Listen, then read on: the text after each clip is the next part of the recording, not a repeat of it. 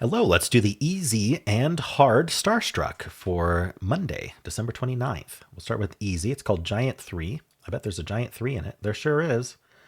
All right, so this pattern takes out of these two and all of these. So we can put a star there, which then puts a star there. Yellow needs a star. Blue needs a star.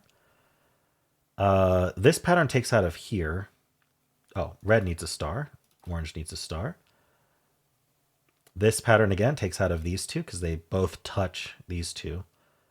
So green needs this one, gray, and then orange. Or what do we call that color? I don't have good names for these colors because there's kind of orange and then an orange reddy, or a redder orange and then a red. Then there's kind of a purpley blue and then a lighter blue. I don't know.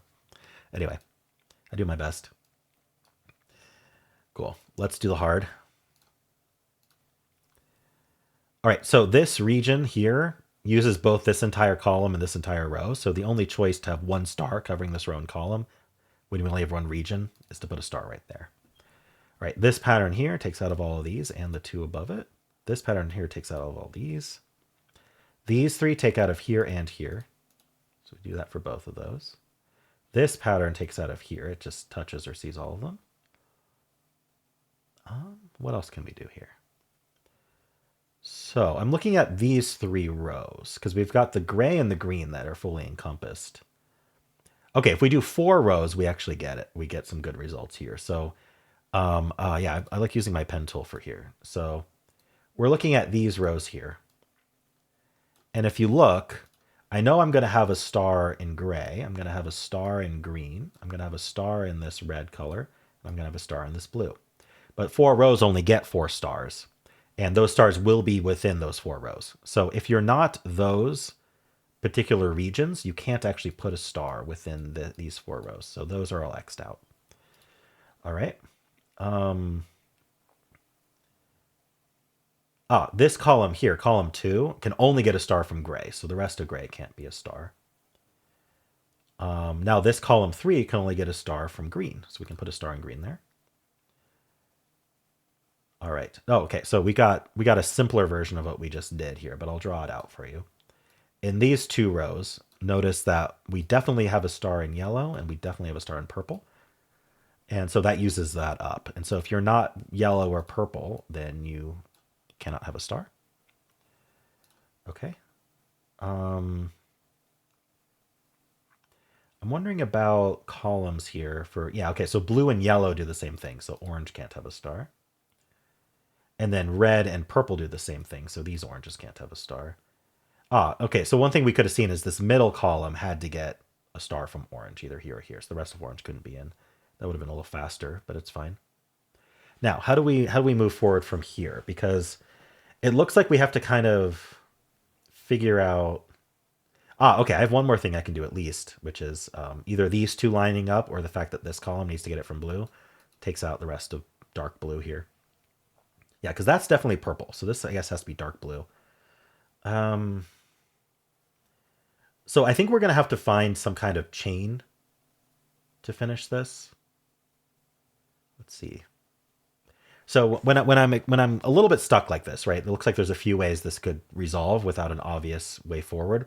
We want to look at places where we only have 2 choices and just look at both of those choices. And often it's when there's interesting choices between them.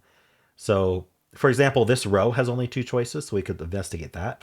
Also, orange in the middle here has only 2 choices, so we can investigate that. So one thing I'm seeing is like the orange looks a little bit more interesting here because it affects a bunch of other places. It affects the blue, it affects the purple, and it affects the yellow, depending on where the star goes. So if I put a star here, this is what I'm trying to see in my head, but seeing in my head doesn't help you.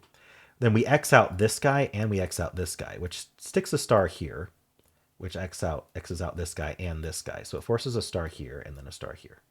We could have done that in a few other ways. This row also needed a star. So that's one option, right? We've got all of those. Stars and X's. Does that affect anything else? Yeah, so it puts a star here, X's all this out, and X's these out. So it puts a star here and a star here. I think this finishes the puzzle. So if we're happy with that, we could just place stars where I put those circles and we could be done. But one thing that we might want to do is prove that the other way doesn't work, which you generally don't actually have to. Oh, yeah, you generally don't have to do. But so this finishes the puzzle. So we could look at this and see what we could have seen here that breaks. So from here, it X's out all of these. Ah, okay, sorry. This is actually really, really simple now that I see that. This row actually has only two places for a star, and I kind of rejected it really too quickly because in this row, we need a star here, a star here. Wherever that star ends up, this can't be a star. So the row needs a star here or here. It's going to end up Xing that out. Whether the star ends up here or the star ends up here, it's going to touch that one. And so this is a star. And then we saw that that actually completes the whole puzzle pretty quickly. And so we will do so. There we go on that one. All right. Cool. So actually, we didn't need that look ahead, but it's a very viable strategy. There's no reason you can't do that. Is just try to like, you only have two options. One of those two is going to be correct. Explore one and see if it finishes the puzzle or runs into a contradiction. If it finishes the puzzle, congrats, you finished the puzzle. Anyway, hope you enjoyed this, and if you did, then why don't leave a like, subscribe, and a kind comment below.